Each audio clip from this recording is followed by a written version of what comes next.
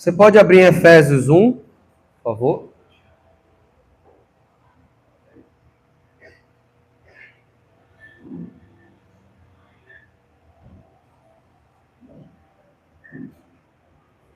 Efésios 1, a gente vai ler hoje o capítulo 1 e o verso 4.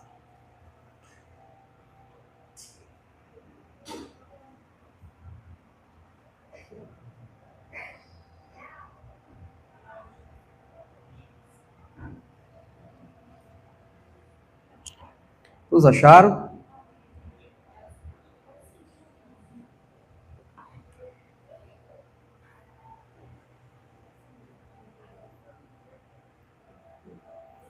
Diz assim: porque Deus nos escolheu nele antes da criação do mundo para sermos santos e irrepreensíveis em sua presença. Se você voltar um pouquinho lá no versículo 3, nós lemos no último domingo, diz assim: bendito seja o Deus, o Pai do nosso Senhor Jesus Cristo, que nos abençoou com todas as bênçãos espirituais nas regiões celestiais em Cristo. Amém?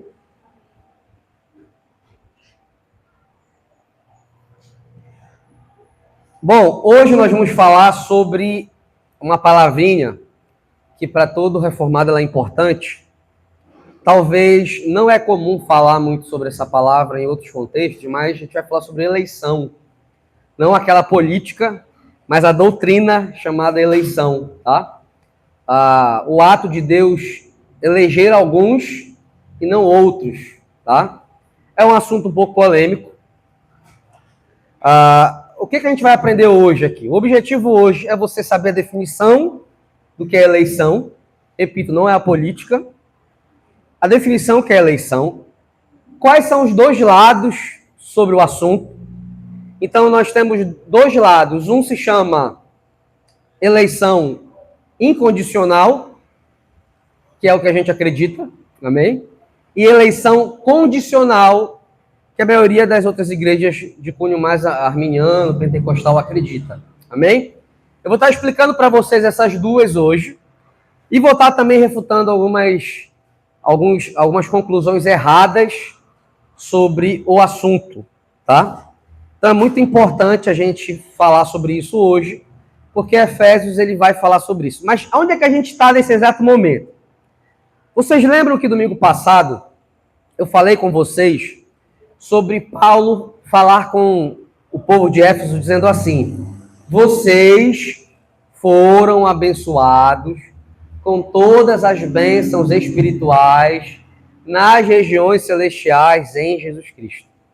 E no domingo passado eu falei para vocês que Paulo acredita que o cristão ele foi abençoado com toda a bênção, com todo tipo de bênção necessário. E eu pedi para você repetir muitas vezes comigo: eu sou abençoado com todo tipo de bênção necessário. E falei para vocês que tinha que ser um culto que vocês tinham que rir. Amém? Eu falei para vocês também que teologia verdadeira gera louvor, não frieza e afastamento. Você quer saber se você está estudando teologia de forma correta? É simples. Como é que está a tua vida espiritual? Se a tua vida espiritual está cada vez mais distante da igreja local, se tu está orando menos, se tu está amando Deus menos, se tu tem menos temor por Deus, menos respeito, essa teologia não é correta. Se tu está te colocando no centro toda hora, tudo é sobre você, tudo é material, tudo é para Deus fazer alguma coisa para você. Então, aquilo que você está estudando e conhece sobre Deus não é correto. Paulo começou aqui. Após se apresentar, eu falei para vocês que Paulo, ele começou a louvar. Tem até uma divergência teológica aí, mas nada muito importante, que eles ficam discutindo se esses 12 versículos aqui, esses 13 versículos, basicamente, vamos colocar 13 versículos, eles são, na verdade, uma música que Paulo cantava na época da igreja primitiva, é o que nós vamos analisar aqui. Basicamente ali, você pode colocar ali, vamos colocar do 13 até o 14. Se isso era uma canção, alguns acreditam que era uma canção, outros acreditam que Paulo simplesmente começou a falar de forma graciosa em gratidão, tudo aquilo que ele sabe de mais importante. Alguns chamam isso aqui de cordão de ouro, de tão valioso que é a teologia que tem aqui dentro. Alguns acreditam que Paulo está fazendo um poema trinitário, que ele começa falando sobre o Deus Pai, que ele gera o plano, Deus Filho executa o plano, e Deus Espírito Santo efetua o plano. Então, do 3 ao 14, a gente tem a função do Pai, do Filho e do Espírito. Alguns acreditam que é uma canção, outros acreditam que na verdade, é um poema gracioso de Paulo. Não dá para definir o que é, a gente não sabe se era uma canção. O que a gente sabe aqui é que, para Paulo, o que ele vai falar do 3 ao 14 são todas as bênçãos espirituais que você tem que ter. Que você precisa crer que tem e que deve afetar a tua vida. Deve te animar, deve fazer você não desistir, deve fazer você perseverar. Amém? Não é o teu bem material, não é se tu tem o melhor emprego, não é se tu tem o melhor casamento, não é se tu tem o melhor filho, não é se tu tem o melhor esposo, o melhor marido, não é isso. Não é isso que define a tua espiritualidade, que define você estar perto de Cristo. Não é a tua saúde, não é os bens que você tem, não é o que você tem na terra. Para Paulo, o que define a gente ser abençoado com tudo que a gente precisa, para quê? Para servir a Deus. Tudo que você precisa para servir a Deus, Paulo vai descrever aqui. E agora vai ser um grande teste, porque eu vou falar sobre a primeira bênção espiritual. Eu tenho certeza que essa primeira bênção espiritual, olha que coisa interessante, mais é usada para disputa teológica do que para as pessoas se alegrarem em Cristo. Algumas pessoas usam essa primeira bênção, chamada eleição, para brigar teologicamente contra a pessoa, para se meter em debate a ponto de pecar. Outras pessoas olham para esse assunto e falam assim, rapaz, não preciso disso, isso é coisa de teólogo, isso aqui não preciso desses assuntos. Paulo não pensaria desse jeito. Para Paulo, esse assunto, que para alguns é usado para debate teológico e para outros acham que é coisa de teólogo, é um dos motivos para que você possa viver feliz em Jesus Cristo. Então, talvez você é tão infeliz em Jesus Cristo, tão infeliz nessa tua vida, que o que está faltando para você é tratar essa doutrina como um tesouro. Amém? Então, você pode estar chegando agora no final do ano, como foi falado, a gente não vai fazer nenhum envelope para você colocar quais são os meus desejos de 2026. Se tu não fez direito de 2025, 2026 tu não vai fazer também. Então é melhor se corrigir com Cristo. É melhor você pensar primeiro como é que está a tua satisfação em Cristo. Se tem um balanço que você pode fazer, eu particularmente, eu não gosto de ficar pensando que 2026, parece que as pessoas parecem que entram no portal, né? Saiu de 2025, entra no portal, muda tudo. Não vai mudar, é só mais um dia. Isso aqui a gente coloca só a nível de final de ciclo. Mas tu vai acordar no outro dia, se Deus permitir. É só isso. Com os maus costumes, com a tua vida espiritual falida e que sem conhecer Jesus. Então o objetivo aqui, o melhor presente, o melhor planejamento agora é conhecer as bênçãos espirituais que eu tenho em Cristo Jesus. Amém? Eu acho que esse é o melhor projeto de vida, porque isso vai afetar a nossa forma de viver. A primeira é a eleição, tá? Então, para a gente entender isso daqui, vamos entender primeiro da perspectiva de Paulo, como é que ele fala sobre isso. Se você for olhar comigo aí, o versículo 4, ele diz assim: porque Deus nos escolheu, ou em algumas traduções, nos elegeu, tá? Nele, antes da criação do mundo, tá? Então vamos começar a entender aqui o panorama. Primeira coisa, Deus elege pessoas. Você pode falar, meu Senhor amado, por que o Senhor faz isso? Primeiro ponto que a gente precisa deixar bem claro, Deus escolhe pessoas. Aí você pode me perguntar, pastor, qualquer teologia evangélica acredita nisso? Sim. O calvinista e o arminiano. Você que está meio perdido, o que é o calvinista e o que é o arminiano? O calvinista é conhecido por ser o reformado, o cristão reformado. Houve uma época na Inglaterra que os alunos de Jacó Ramínio discordaram das principais doutrinas que existiam na época dos reformados. Os remonstrantes são o nome deles. Eles escreveram 5 pontos que eles queriam mudar na teologia da época. Esses 5 pontos se tornaram conhecidamente como os 5 pontos dos remonstrantes. Então, uma coisa que até curiosa, uma vez um amigo meu chegou e falou assim para mim: por que vocês reformados ficam criando nomes teológicos só para complicar pessoas? Por exemplo, 5 pontos do calvinismo. Eu falei, mas não foi a gente que criou, foi vocês que criaram. Foi os arminianos que criaram e nós respondemos os 5 pontos de vocês. Só que devido a gente escrever mais literatura e se ocupar mais com o ensino, o nosso 5 pontos ficou mais famoso. Mas foi os arminianos que criaram os 5 pontos dos remonstrantes. Vou falar um pouco mais na frente sobre esses 5 pontos. Um desses 5 pontos é eleição condicional. E aí os calvinistas foram lá, que não eram chamados de calvinistas, mas eram chamados de reformados, refutaram esse ponto. Não, nós não vamos mudar a nossa eleição incondicional, porque vocês acreditam que ela é condicional. Então eles colocaram isso num documento, chamado Cânon de Dort. A gente tem na nossa confissão de fé, as 3 unidades, o último documento é o Cânon de Dort. Eu vou ler para vocês hoje ele todinho sobre a eleição. E aí, desde então, nós temos aí um debate teológico. Quando Deus escolhe alguém, olha como eu vou traduzir para vocês ficar mais fácil. Quando Deus escolhe alguém, aí você pode me falar, Deus não escolhe ninguém, então você já nem evangélico é mais. Deus escolhe pessoas. Eu vou mostrar para vocês aqui, eu acabei de ler o texto, porque ele nos escolheu, ou ele nos elegeu nele antes da fundação do mundo. Repete comigo. Primeiro ponto. De novo, primeiro ponto.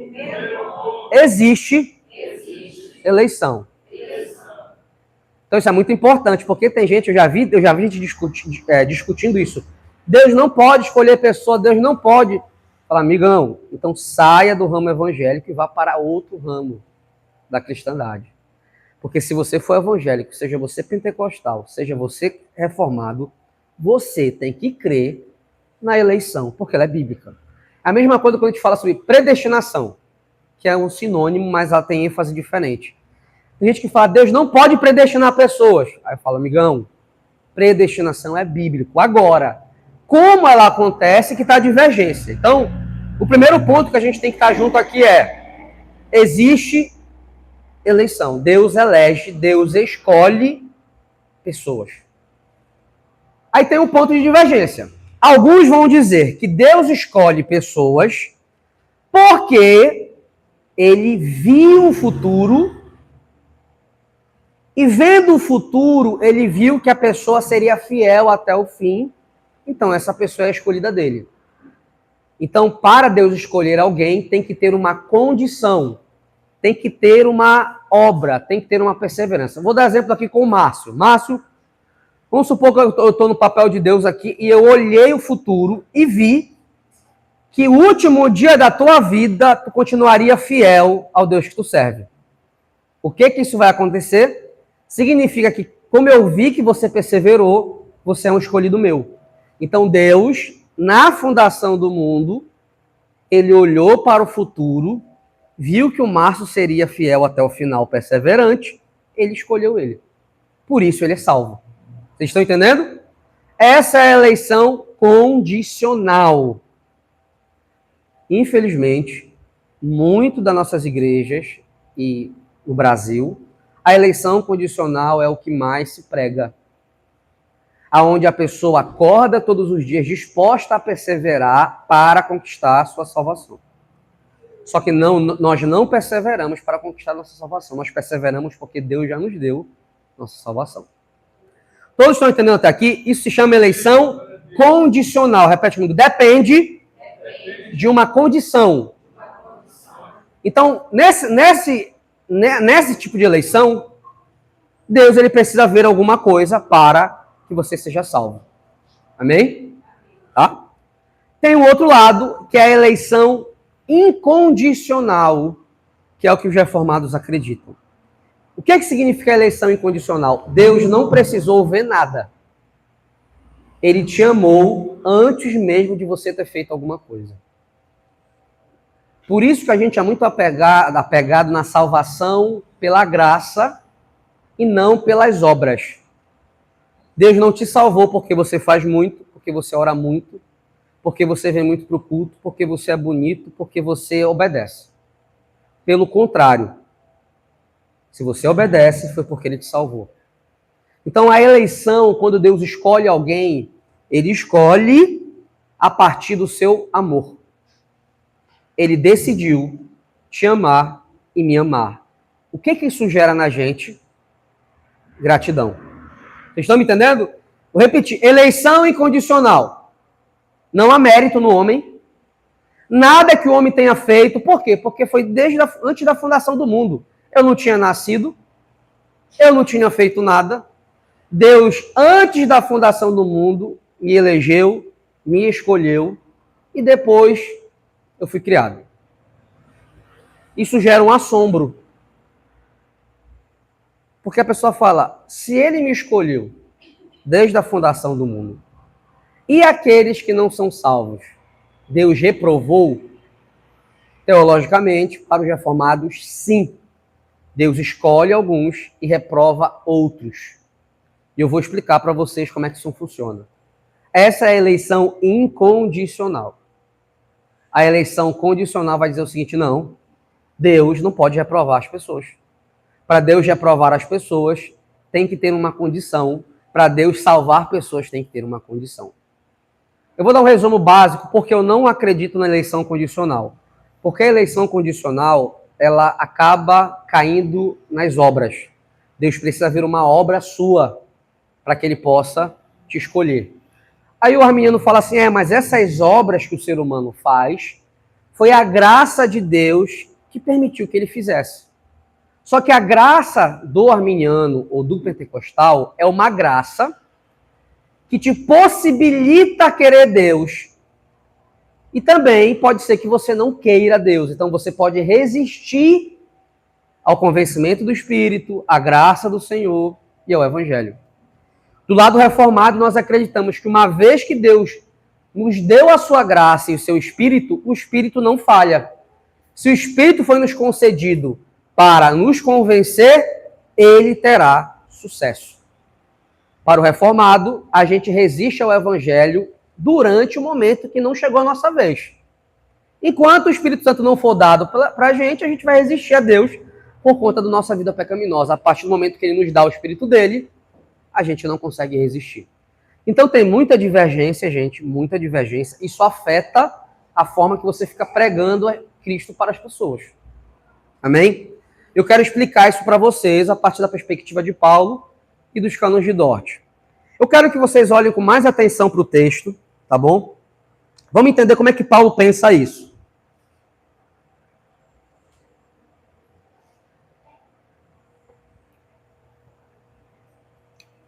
Paulo diz o seguinte, porque Deus nos escolheu nele, Deus nos escolheu. Uma coisa que é importante a gente enfatizar é a gente entender um pouco o que significa eleição, tá? Essa palavrinha aí.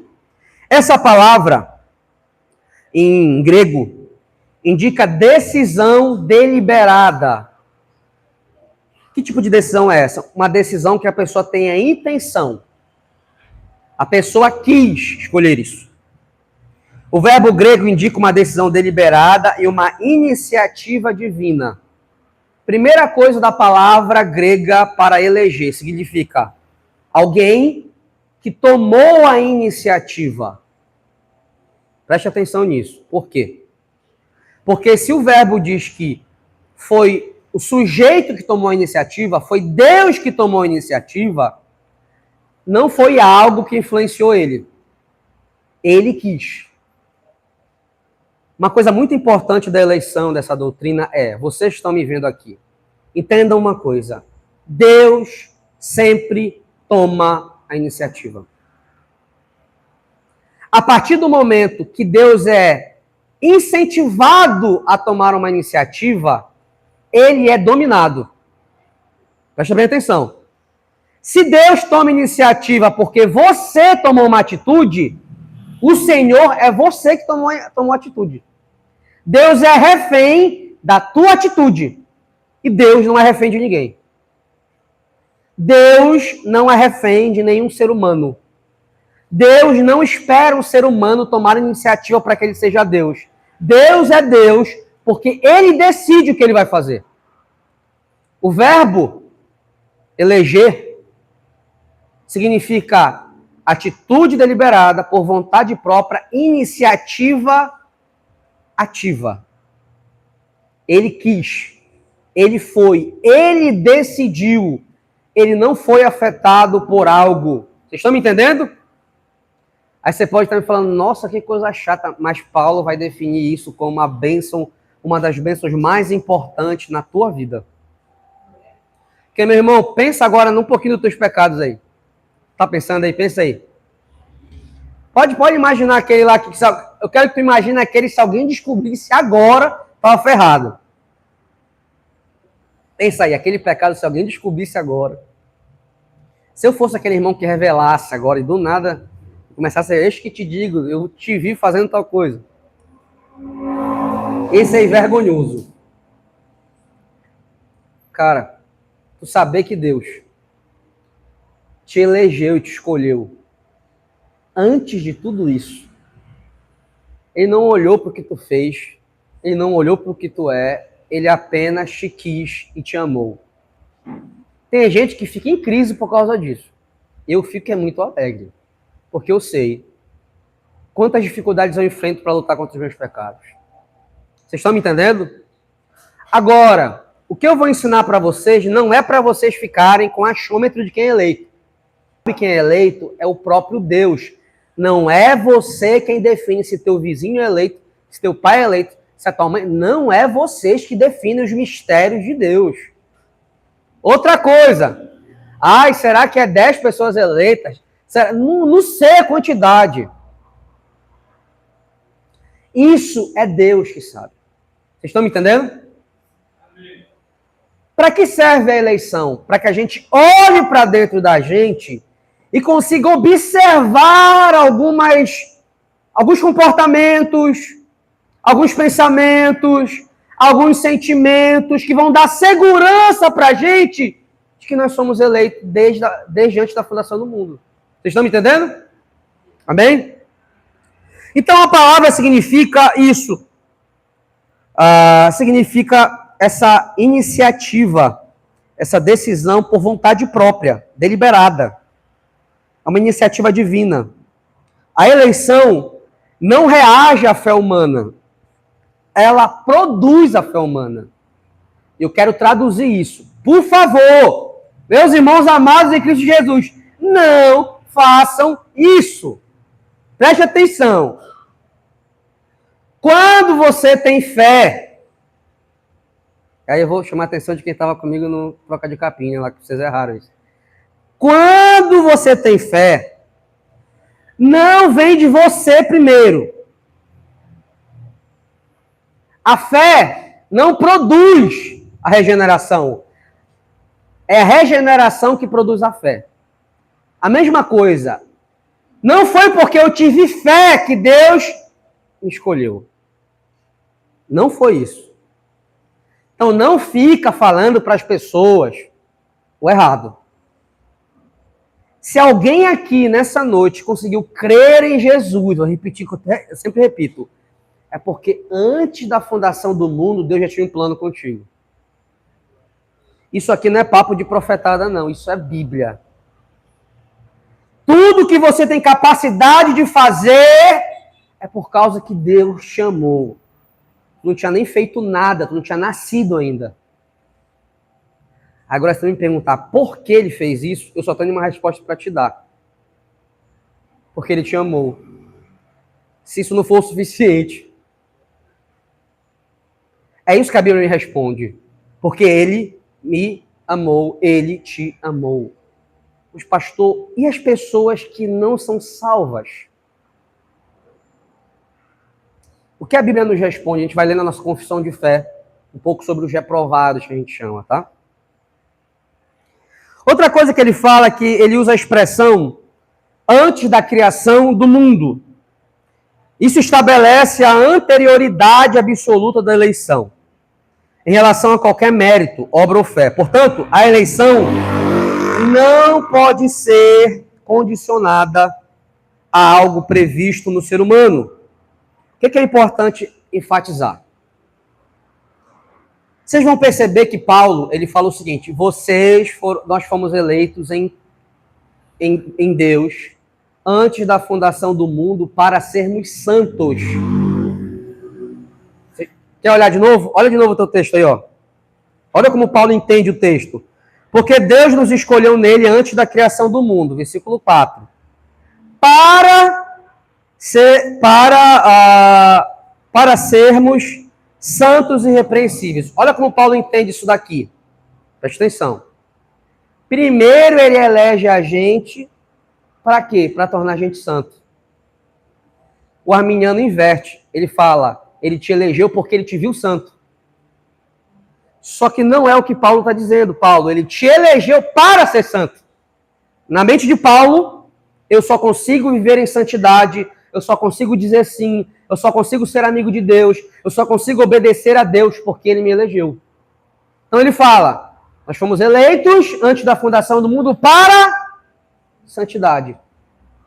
O arminiano vai dizer, não, ele viu que você era santo e por isso ele te escolheu.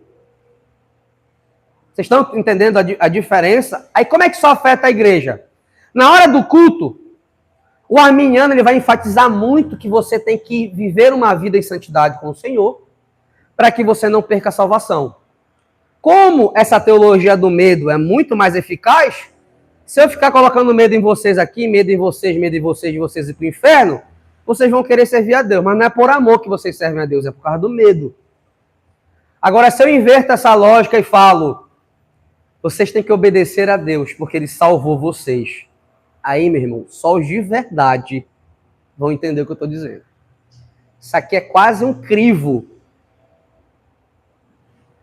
Muita gente serve a Deus por medo de demônio, por medo de doença, por superstição maluca. Muita gente serve a Deus por medo do inferno. Um fronesiano serve a Deus por gratidão. Por Deus ter nos salvado. A pergunta que eu te faço hoje é, você serve a Deus por quê? Qual é o teu motivo de servir a Deus?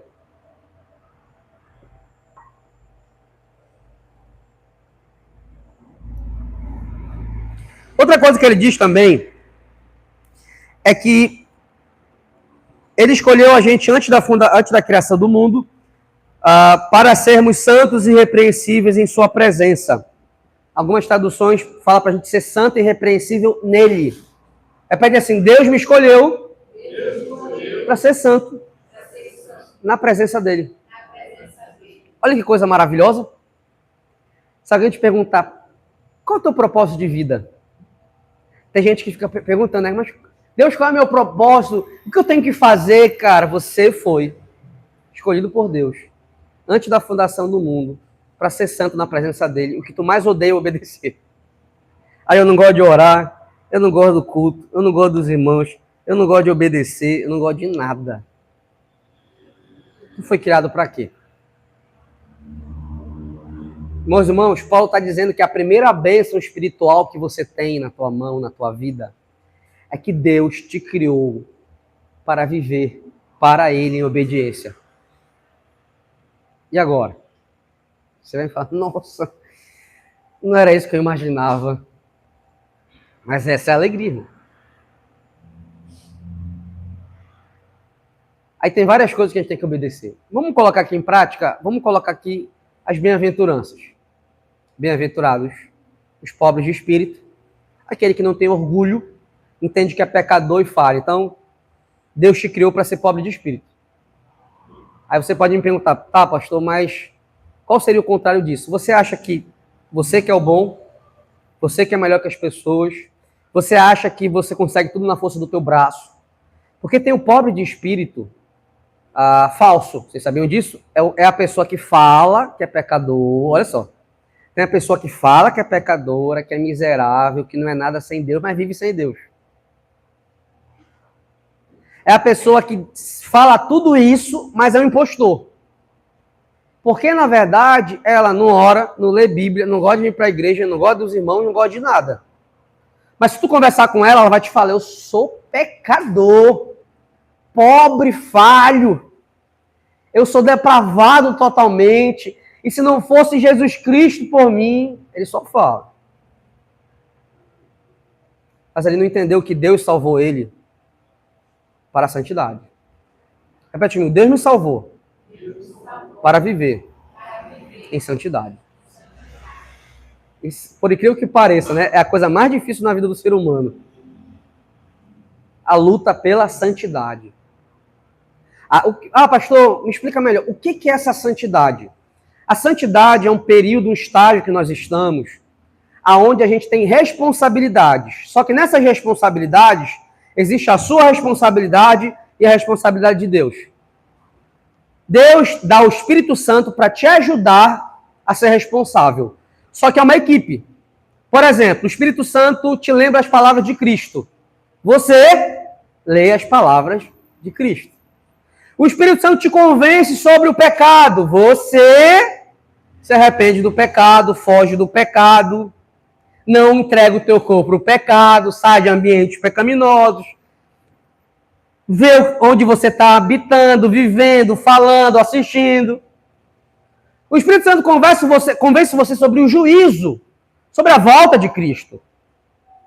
Você vive como alguém que espera a volta de Cristo. Você é menos material e olha mais para Cristo, para a eternidade.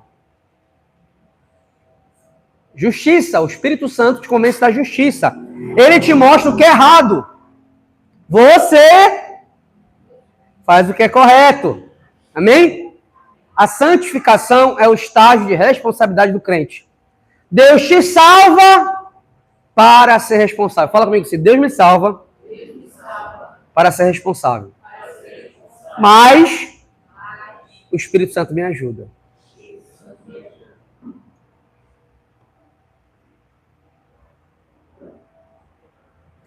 A eleição é nele, em Cristo. É cristológica, é trinitária, é relacional. Deus escolhe a união com Cristo, o mediador do decreto e da redenção.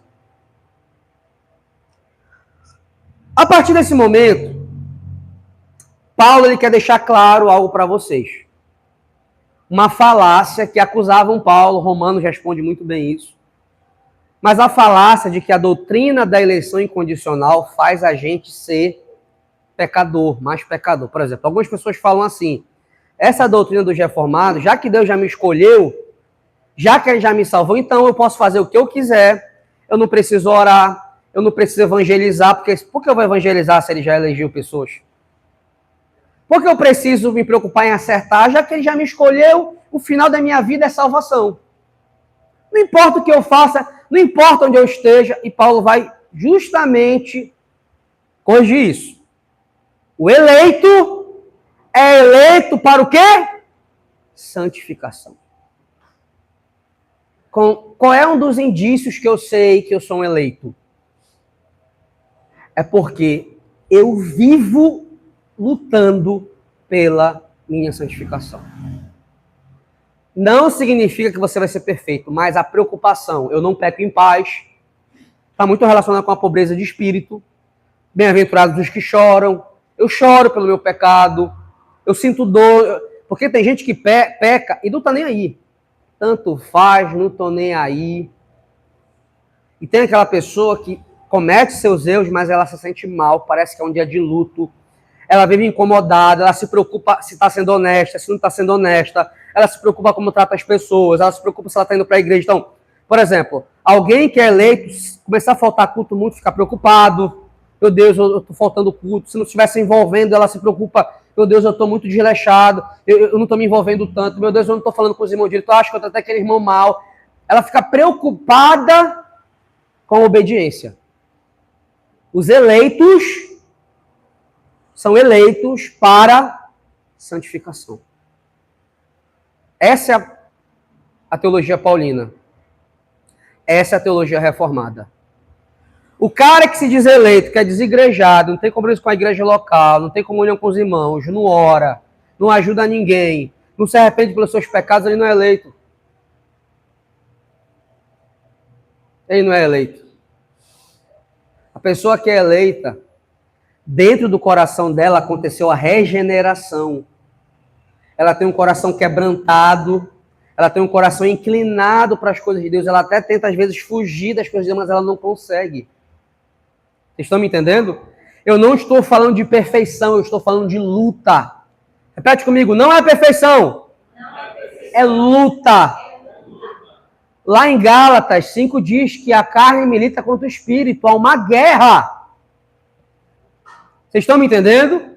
O cristão eleito vive uma constante batalha contra os seus pensamentos maus, contra os seus sentimentos maus, quanto olha mal, quanto fala mal, contra o que o pecado quer fazer a gente ser. Ele chora, ele luta, ele ora, ele pede a Deus, ele foge de ambientes, ele pede desculpa. Ele luta contra o que não é de Deus. Esse é o eleito. Ser eleito não significa ser o libertino pecaminoso. Se você não está nem aí para nada, você não é o eleito. Vocês estão me entendendo? O eleito foi escolhido antes da fundação do mundo por Deus para ser santo, para praticar obras de obediência ao Senhor. Vocês estão me entendendo? Segunda falácia. Esse negócio de eleição faz as pessoas não evangelizar. Se um reformado não evangeliza, ele não entendeu a teologia que ele ensina. A diferença é, uma coisa é você querer evangelismo no holofote, outra coisa é você ter um estilo de vida evangelístico. Toda pessoa que eu conheço, a gente começa a amizade falando sobre coisas comuns, e conforme a amizade vai andando, a gente quando menos se espera, já está falando de Cristo, essa pessoa já está chorando e eu já estou evangelizando ela. Porque um reformado, ele entende que o evangelho faz parte da vida. A partir do momento que ele encontra uma oportunidade, confiança para poder falar de Cristo, ele vai falar. O ambiente onde eu trabalho, eu não falo para ninguém que eu sou pastor. Por que eu não falo? Porque tem gente que interpreta de forma errada. Aí descobriram que eu sou pastor. Ótimo, descobriu, tá tudo bem. Tá tudo bem. Descobriu porque Deus quis que descobrisse. Como foi que descobriram? Um amigo passando por um problema terrível. A vida dele estava um caos. E aí Deus sabe o que faz. Os 4, 5 dias de amizade ele foi e falou comigo. Cara, tá acontecendo isso comigo, não sei o que. Aí eu comecei a falar com ele, falei 1 dia, 2 dias, ele falou, cara, tu fala igual pastor. Tu é pastor? Eu falei, sou pastor. Caramba, eu nem sabia e tal. E aí a gente começou, graças a Deus ele está numa igreja reformada. Não pode vir aqui, que é longe, mas ele já está há 2 meses numa igreja reformada. Amém? Pode ser que seja um parente, um amigo seu, e você tiver a oportunidade para falar do evangelho para ele. Reformado, evangeliza, assim, sabe por quê? Repete comigo, eu não sei. Quem da minha família é eleito. Mas eu sei falar do evangelho. Reformado evangeliza assim. Mas sem sensacionalismo. Na vida, no dia a dia, no trabalho, nos familiares.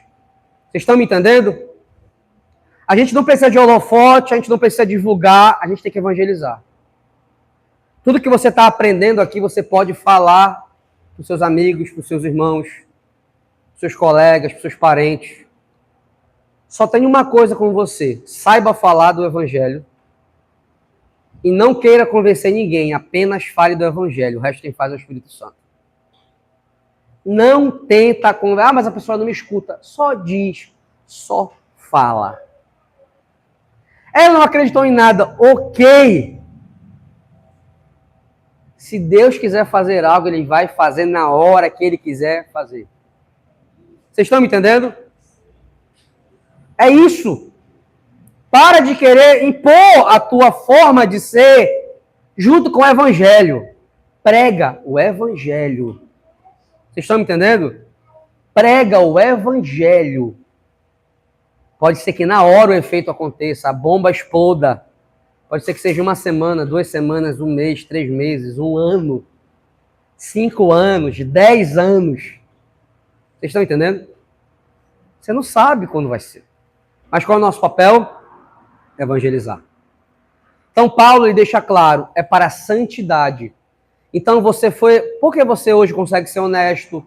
Por que hoje você consegue saber o que é certo e errado? Por que você consegue amar ao próximo? Por que você consegue perdoar? Por que você consegue pedir perdão? Por que você consegue evangelizar? Por que você consegue aprender a Bíblia? Por que você consegue estar numa igreja local?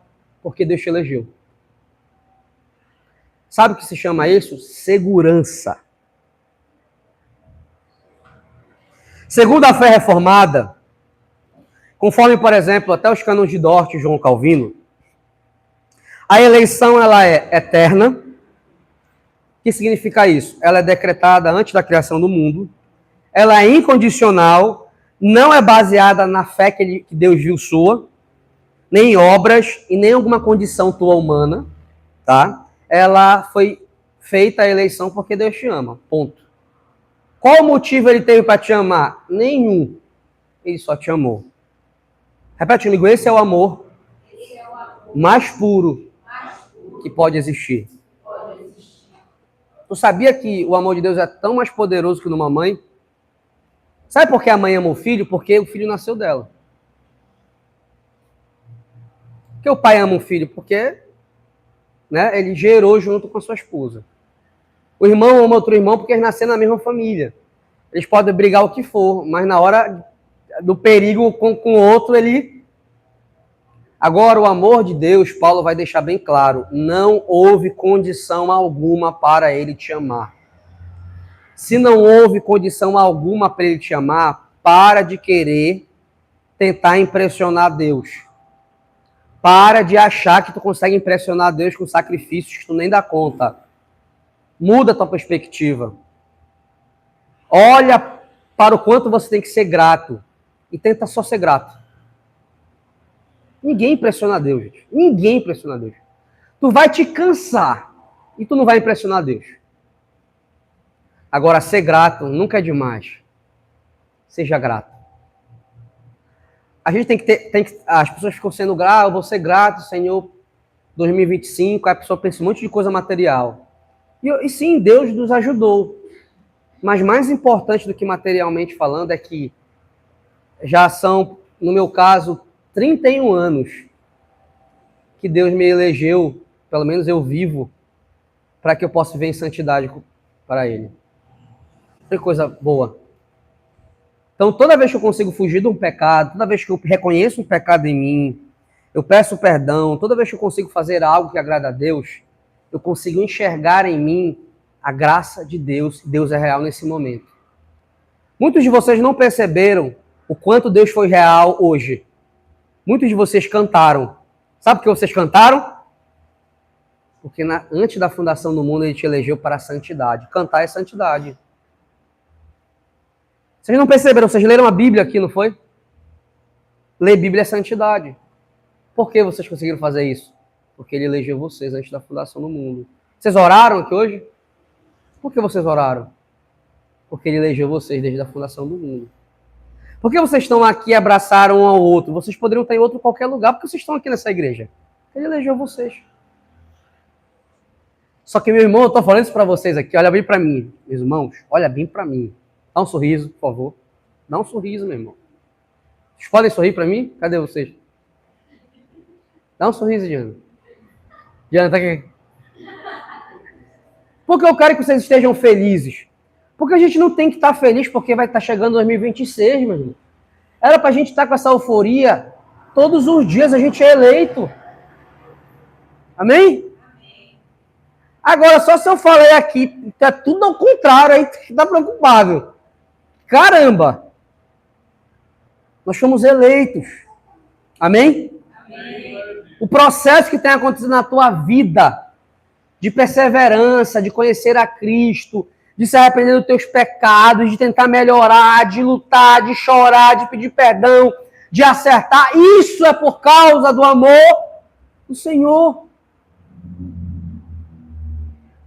Então a gente precisa estar com um sorriso no rosto. Amém? Vocês podem dar um sorriso no rosto? Amém? Vamos É a segunda coisa que eu estou pedindo vocês sorrirem. Depois você falar, o pastor na frente, isso é negativo, só manda a gente embora, diz que a gente é pecador, eu estou pedindo vocês sorrirem. É o segundo culto. É o segundo culto, dá um sorriso. Diana, atualiza minhas frases. Lá no Instagram, a Diana botou... Dá um sorriso para mim, por favor. Vocês são eleitos. Pode colocar essa frase lá, tá? Meus irmãos, isso é motivo de alegria. Nós temos essa bênção. Amém? Amém? O cara, quando quer discutir comigo sobre eleição, até falou, amigão, eu já sou feliz. Obrigado. Eu sou feliz pra caramba. Eu sou eleito em Cristo Jesus. Tu pode crer na eleição diferente de mim, mas tu tem que crer na eleição. Se tu acredita que a eleição é por causa que Deus viu tuas obras, tudo bem. Se ele olhar para minhas obras, eu tô ferrado. Eu prefiro... Aqui o amor dele incondicional é bem melhor para mim, porque eu não tenho como me salvar. Nem se a graça me desse a condição de querer alguma coisa, eu não ia querer. A graça tem que ser irresistível para mim, de tanto pecador que eu sou. Vocês estão me entendendo? Eu estou tentando deixar de forma bem clara o que é eleição para vocês. Um dos 5 pontos do calvinismo é a eleição incondicional. O que significa isso? Ele escolheu um povo para si antes da fundação do mundo. Por que ele escolheu? Porque ele quis. Porque ele amou e não teve motivo humano ou algo que você tenha feito para ele te escolher. Só isso, pastor? Só isso? Isso é uma maravilha. Isso é uma maravilha. Nós acreditamos na eleição incondicional. Então a eleição ela é eterna, ela é incondicional, ela é graciosa, ela é cristológica, ela é eficaz e ela é teológica. Calvino resume isso no comentário dele de Efésios. Ele diz assim, ó: não somos eleitos porque somos dignos, mas para que, sendo adotados pela graça, sejamos conforme a santidade. Então não foi porque você é digno. Pelo contrário, ele te escolheu para que você fosse santo. O que eu quero definir hoje com vocês? Que a eleição é a primeira bênção espiritual. Em Efésios 1, Paulo enumera as bênçãos espirituais a partir da eternidade. A eleição aparece primeiro porque ela é a fonte das demais bênçãos. Se há redenção, é porque houve eleição. Se há adoção, é porque houve eleição. Se há santificação, é porque houve eleição. Moral da história: se há a ordem da salvação, é porque houve eleição. O John Stott diz o seguinte: a eleição não é um apêndice da salvação, é o seu fundamento. Repete comigo: a eleição é o início de tudo. Por que Cristo veio para nos salvar? Porque teve eleição. Porque a gente foi regenerado? Porque teve eleição. Porque a gente se converteu? Porque teve eleição. Porque a gente foi justificado? Porque teve eleição. Porque a gente foi adotado? Porque teve eleição. Porque a gente vive em santidade? Porque teve eleição. Porque Deus nos escolheu nele.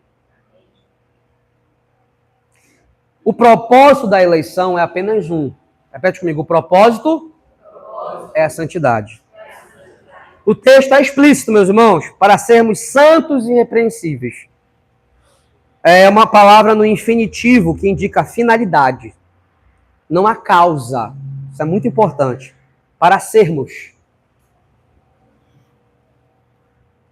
Não fomos eleitos porque éramos santos. Fomos eleitos para sermos santos. A santidade é o resultado inevitável da eleição, não o seu fundamento. A eleição bíblica nunca conduz à passividade moral. Ela fundamenta uma vida transformada diante de Deus. Por isso que os cânones de Dort afirmam que Deus elege para chamar a gente, para justificar, santificar e para preservar até que Ele venha. Então, diante disso, o que a igreja deve crer sobre a eleição incondicional? Que a eleição é soberana. O que é soberana? É Deus quem decide e você não consegue vasculhar a soberania de Deus. Não tente vasculhar a soberania de Deus. Porque a eleição é soberana, ela é graciosa, é algo que a gente não merece, ela é eterna, porque antes da fundação do mundo e até quando nós estivermos na glória com Ele, a gente deve crer que a fé é o resultado da eleição. Vocês estão me entendendo? Vou repetir. Eu só consigo ter fé em Cristo porque eu fui eleito antes da fundação do mundo. Não é o contrário. Não me diga, você tem que crer para que você seja um eleito do Senhor. Não diga isso, por favor. A gente deve crer que a santidade é o fim da eleição. A vida de santidade, ela demonstra que a eleição foi feita. Essa luta contra o pecado que nós temos mostra a evidência da eleição. E a gente deve crer que toda a glória pertence a Deus, porque quem elegeu foi Ele, não você. É bem diferente da eleição dos homens aqui, né? Aqui, na eleição dos homens, o político ele tem que ter alguma pauta que seja interessante, ele tem que ter alguma prova social, né? Só na teoria, né? Mas o correto é assim, né? A gente vota conforme a condição para eleger alguém, não é isso? A gente pega, observa o histórico, as pautas para cada área específica, e você vota a partir de uma condição. Com Deus, a eleição não é assim. O que você não deve crer? Que Deus elegeu com base na fé que Ele viu no futuro. Olha esse Deus que precisa ver o que você fez. Mas não é Deus que coloca o futuro lá? Se é Deus que coloca o futuro, porque Ele tem que ver. Na teologia arminiana, em muitas igrejas, Deus ele é pego de surpresa. Aí eles ficam no culto, todo mundo gritando, para ver quem grita mais alto, quem performa melhor, para que chame a atenção de Deus. Só porque existe um texto em que Jesus Cristo, ele fica, a fé de uma mulher chama a atenção de Deus, de Jesus. As pessoas não conseguem entender que Cristo está como um ser humano, e que a forma dela surpreender o Senhor, Cristo, não é no sentido para a salvação, mas é que naquele ambiente que ela estava lá, ela era a pessoa que mais confiava que Cristo poderia curar ela. Aqui nessa sala, nesse salão, tem gente que tem mais fé do que o outro. Por exemplo, se eu falar assim, olha, estou doente, tem gente que tem mais fé para orar e para crer, não? Correto? Agora, quando a gente fala sobre salvação, a fé na salvação, ninguém surpreende ao Senhor, porque foi Ele que te deu a fé. Uma coisa que é importante também é que na teologia arminiana, eles acreditam assim, que Deus deu a fé para você, para que você possa usar. Aí você decide se quer usar ou não. Tu acha que Deus daria o dom da fé para você jogar fora? Se o dom da fé, o preço desse dom é o sangue do Filho dele? Deus não vem para perder o jogo. Deus pisou na terra através de Jesus Cristo é para ganhar o jogo. O Espírito Santo habita em alguém é para ter o comando. Ele não falha. Não é para saber se... tentar te convencer. Tentar ver se você quer a fé. Então, coisas que você não deve crer. Que Deus elege alguém porque viu a fé da pessoa. Olha, que fé boa. Você é um escolhido. Parabéns, meu servo bom e fiel. Segunda coisa que você não deve crer. Que a eleição depende da decisão humana. Eu aceitei Jesus. Porque eu abandonei minha vida de pecado. Tu não abandonou, foi nada. Tu é um pecador velho sujo até hoje. Tu conseguiu, pela graça do Senhor, que o Espírito Santo habita em você, sair daquele ambiente pecaminoso, daquela vida, e você ainda continua lutando agora com outros tipos de pecado. Então para de... Terceira coisa que você não deve crer sobre a eleição, que a eleição elimina a responsabilidade do homem. Porque ser eleito, tu não precisa fazer nada. Mentira. Pegue Efésios, capítulo 1, versículo 4, fala, toma, meu irmão, aqui. Paulo diz que a gente é eleito para a santificação.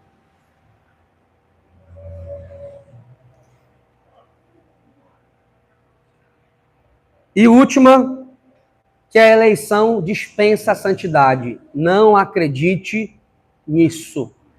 Porque tem um vizinho meu que começou a estudar teologia, está desigrejado. Aí ele diz que ele tem Deus no coração, porque a igreja não é prédio, mas é ele. Esse aí não é eleito é nada.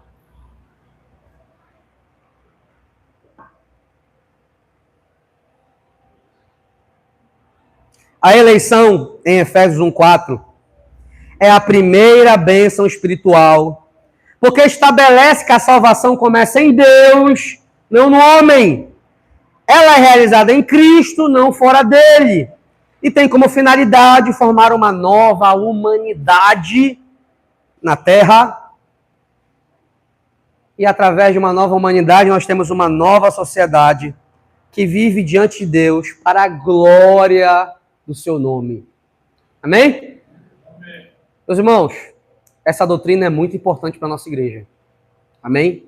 Muito importante. Óbvio que tem vários debates, tem muita discussão. No púlpito que eu não consigo falar mais teológico, mas o que vocês precisam entender é isso. Mas no futuro a gente vai ter momentos para falar de forma mais técnica, em algum curso específico sobre 5 pontos do calvinismo.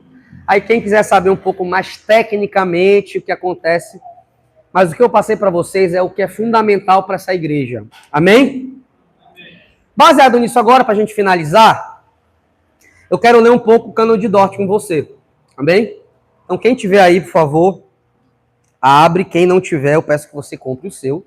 O nome é As 3 Unidades da Fé Reformada.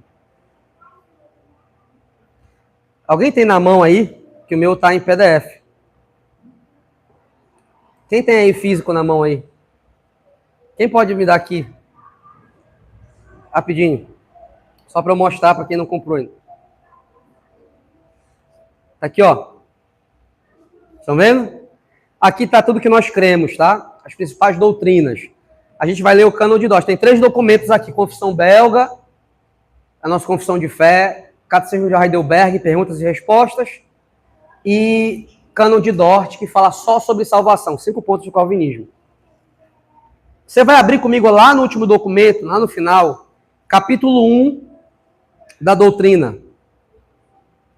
Eleição e reprovação.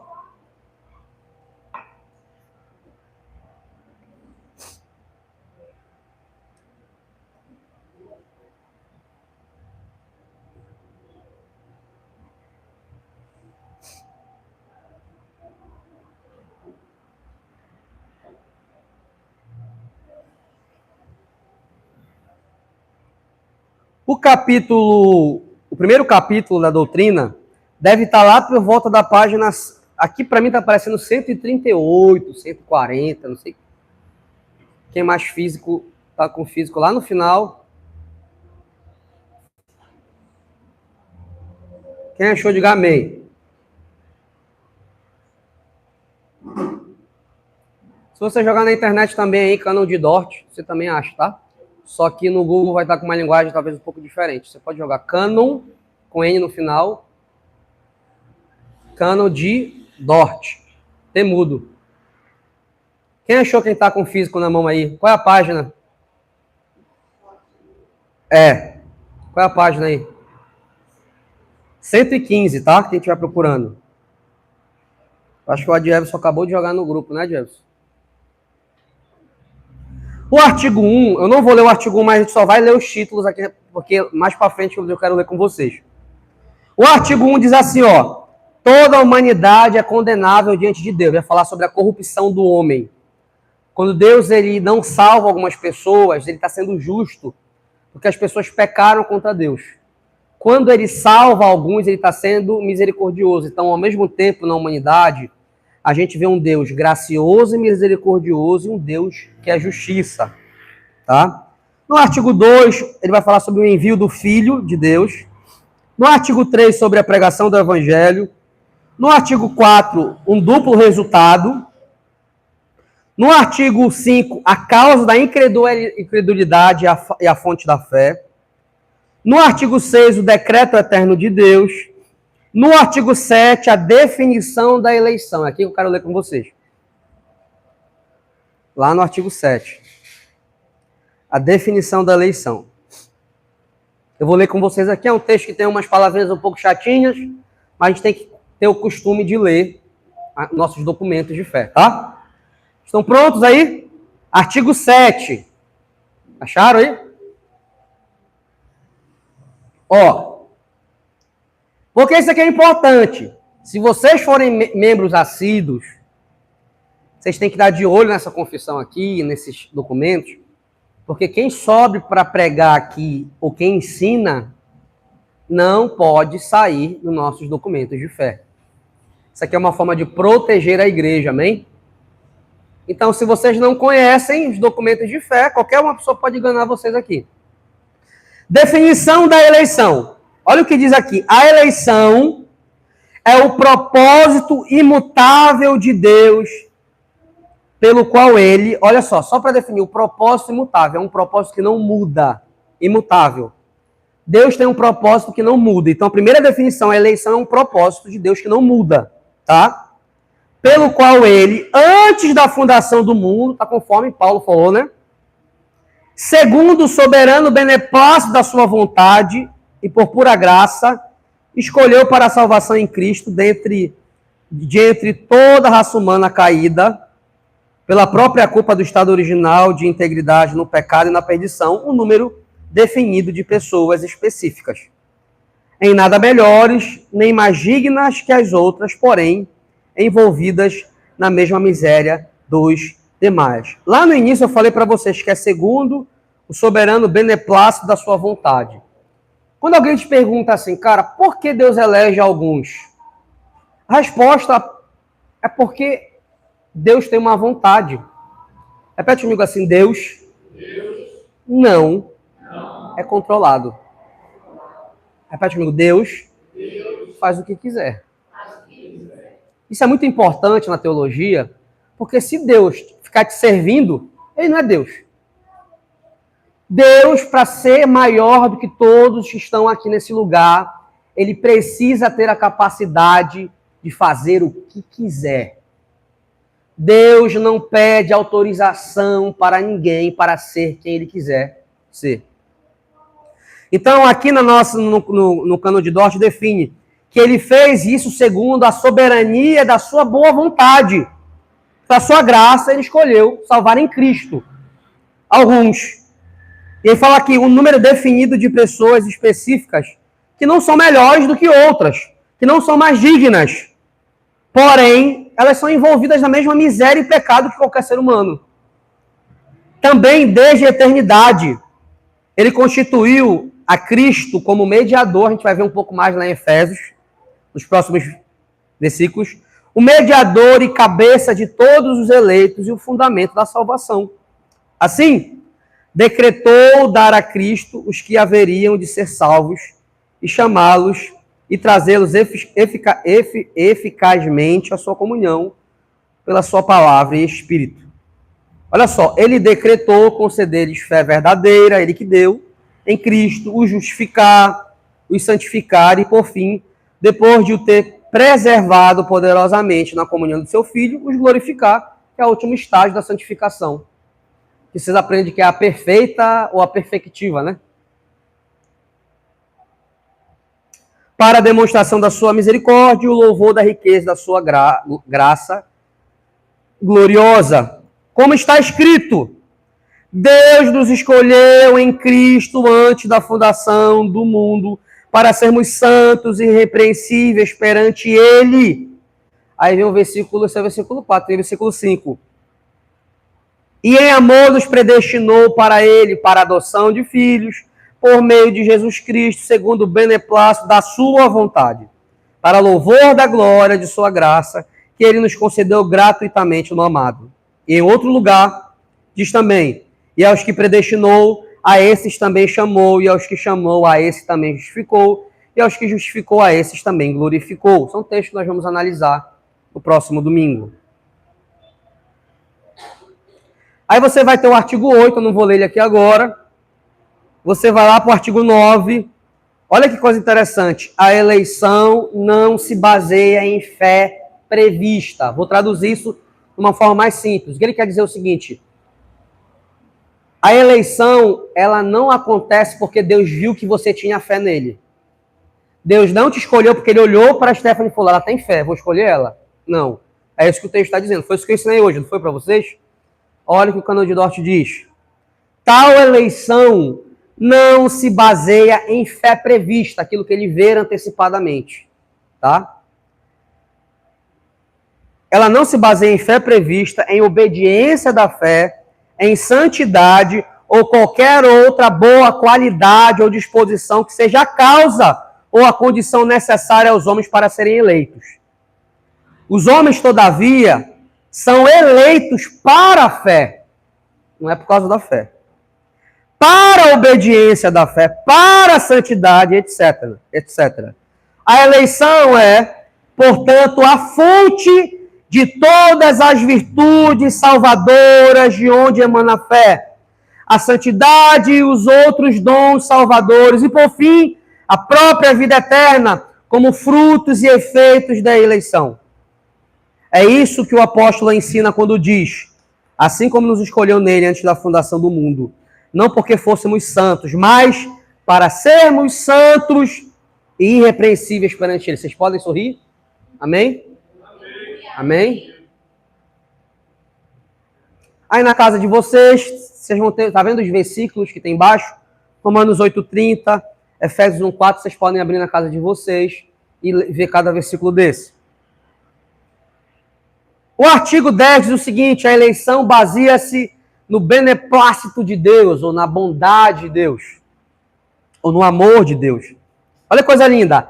A causa dessa eleição graciosa é tão somente o beneplácito de Deus, o qual não consiste de haver Deus escolhido de entre todas as condições possíveis, umas certas qualidades ou ações dos homens como requisito para a salvação, mas consiste em que ele, de entre a multidão dos pecadores, adotou para sua possessão certas pessoas. Pois está escrito, ainda nem eram os gêmeos nascidos, nem tinham praticado o bem ou o mal, e já fora dito a ela, Rebeca, o mais velho será servo do mais moço, e também, todavia, amei a Jacó, porém aborreci a Esaú, e ainda, e creram todos que haviam sido predestinados para a vida eterna, conforme diz Atos, né? Artigo 11. A eleição é imutável. Lembra que a gente viu no início? Ela não muda. Aí, antes da fundação do mundo, Deus elegeu o Patrick. Aí o Patrick, tá quantos anos, Patrick? 26. 26, Deus olhou para Patrick e falou assim, rapaz, tá demais. Tá demais. Vou te deseleger. Vai sofrer um impeachment. Não. A eleição é imutável. Se Deus te elegeu, Ele vai te preservar, te ajudar. Nem que Ele te amasse todinho. Mas Ele vai te preservar. É um outro ponto do calvinismo, que é a perseverança dos santos. Tem momentos de crise, que a gente acha que não é eleito, que a gente acha que não é salvo, mas a gente é tão amassado que a gente vem todo arrebentado pedir perdão para o Senhor. Então, se você for um eleito, tu pode fazer a gracinha que tu quiser. Deus vai te quebrar na próxima esquina e vai te trazer de volta. Como eu não sou burro, não quero ser quebrado na próxima esquina. Amém? Glória ao Senhor, Senhor, quero te servir por todos os, né, os benefícios que o Senhor tem me dado. A eleição é imutável. Como o próprio Deus é infinitamente sábio, imutável, onisciente, onipotente, assim também a sua eleição não pode ser desfeita, refeita, alterada, revogada e nem anulada. Tampouco podem os eleitos ser rejeitados, nem o número deles ser diminuído. Deus é imutável. Deus ele não erra. Então, se Paulo fala que Deus nos elegeu desde antes da fundação do mundo, não vai acontecer de Deus estar numa bela tarde, passando o olho ali, né, próximo da van ali, né, olha uma rua, vê ali próximo à casa da Diana. Ah, errei. Fui moleque. Não vai acontecer isso. Não vai acontecer isso. Deus, ele não muda. Se ele decidiu amar, se ele decidiu eleger, se ele decidiu salvar, ele não falha.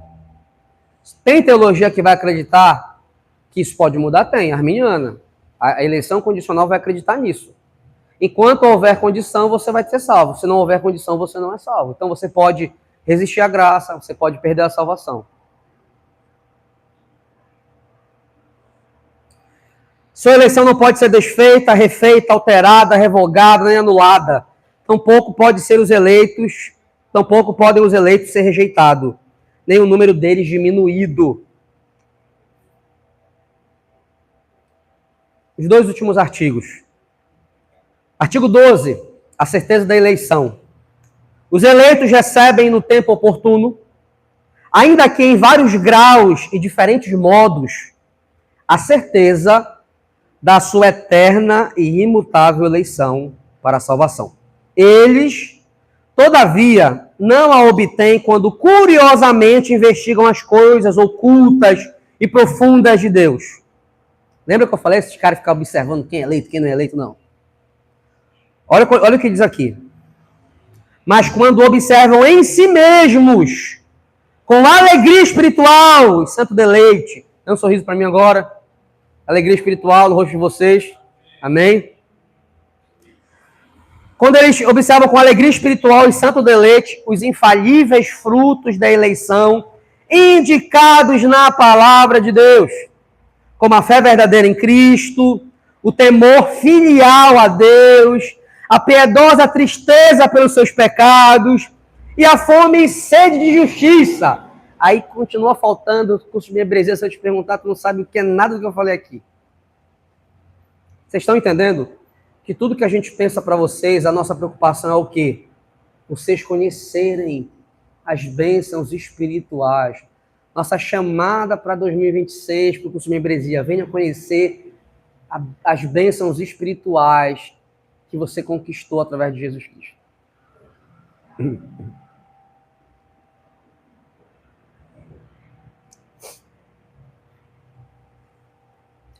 Você vai ler o artigo 13 comigo agora, na verdade tem o 13 e o 14 que nós vamos ter que ler. Diz assim: o valor desta certeza, é o que o tanto pastor fala aqui para vocês, meus irmãos, sabe? A consciência e a certeza da eleição fornecem aos filhos de Deus maior motivo para se humilharem diariamente diante dele, para adorarem a profundidade da sua misericórdia, para se purificarem, para amarem fervorosamente aquele que os amou primeiro de modo tão grandioso. Contudo, absolutamente não é verdade que a doutrina da eleição e o meditar nela os façam relaxar na observação dos mandamentos de Deus, ou os rendam falsamente seguros. No justo juízo de Deus, isso normalmente ocorre aos que supõem atrevidamente ter a graça da eleição, ou que dela falam de modo leviano, jactancioso, mas que se recusam a andar nos caminhos dos eleitos. Estão vendo aí? Eu estou até arrepiado, texto bonito, né? E o último é: como se deve ensinar a eleição? Artigo 14. A doutrina da eleição divina, segundo o muito sábio conselho de Deus, foi pregada pelos profetas, pelo próprio Cristo e pelos apóstolos, tanto debaixo do Velho Testamento quanto do Novo Testamento. Sendo então registrada por escrito nas Escrituras. Assim também hoje, essa doutrina deve ser ensinada na Igreja de Deus, para a qual ela foi particularmente destinada, em tempo e lugar apropriados, com espírito criterioso, de modo reverente e santo, sem curiosa investigação nos caminhos do Altíssimo. Lembra que eu falei para vocês? A pessoa, ela vira um investigador dos eleitos. Meu vizinho, meu pai, não. Olha para você. Saiba a ordem da salvação. Saiba as evidências e olhe para você e tenha temor. Em tempo e lugar apropriados, com espírito criterioso, de modo reverente e santo, sem curiosa investigação nos caminhos do Altíssimo. Para a glória do santíssimo nome de Deus e para a viva consolação do seu povo. A partir do 15 vai ter sobre os reprovados, eu vou ler no próximo culto com vocês. Amém? Amém. Cadê o sorriso dos eleitos? Meus irmãos, isso é uma alegria interna, não é para você se sentir melhor do que ninguém, porque você não sabe quem é eleito, quem não é. Às vezes alguém que está numa vida perdida, hoje está numa vida perdida, mas amanhã pode ser que o chamado de Deus venha para ele e ele possa estar salvo em Cristo Jesus. Amém? Amém? Você pode ficar de pé?